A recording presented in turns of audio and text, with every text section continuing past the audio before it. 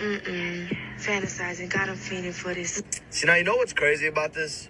That scarf that she's wearing on her head is a Palestinian keffiyeh. It's not a decoration, it's a symbolization of Palestinians. And it has to do with Palestinians' culture.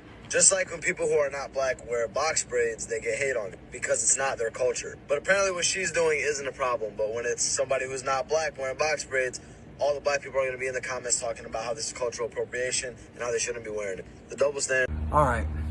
When it comes to cultural appropriation, is there a double standard for black people versus, say, white people?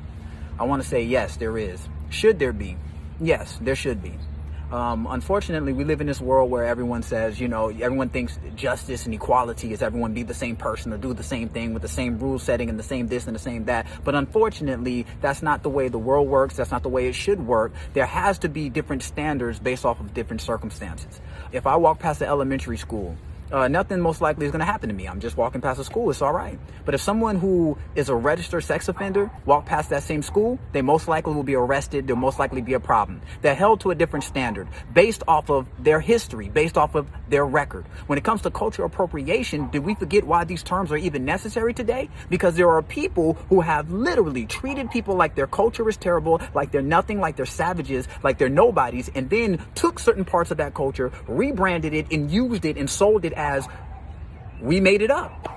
That's not just clothing or something like that. That's literally how history is written. There were things that were invented. There were so many things that have happened that have been taken, particularly from white people, to make them look more exalted and to feed the narrative of white supremacy. There are artists like Elvis who died a king after stealing from black artists. He becomes the face of black music, and those black artists that he stole from died broke, hungry with mixtapes. Now, are there situations where black people or African Americans, we can ignorantly do something and not realize that this could be sensitive to somebody's culture? Yeah, that happens. There's nothing wrong if you say, hey, let me educate you on this or just update you on something that you might not know nothing about. The girl put on a rap and then you took that as a chance to try to really do what you really feel about probably black women, to keep it a buck. Just throwing cultural appropriation on a black person is like the right-wing white folks yelling reverse racism.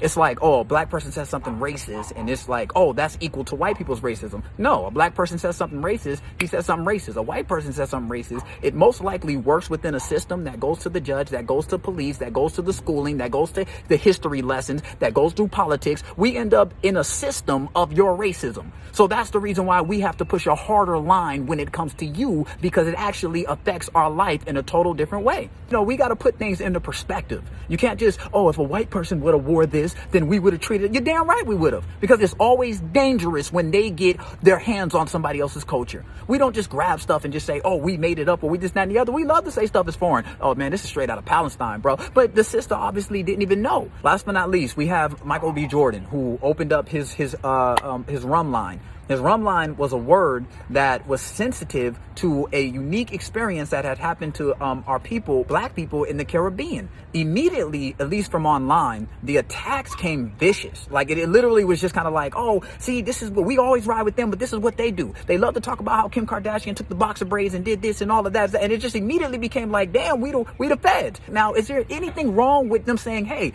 let me educate you on something because you probably just don't really know? There's nothing wrong with that. We don't know our own history. So what the hell makes you think we know anybody else's?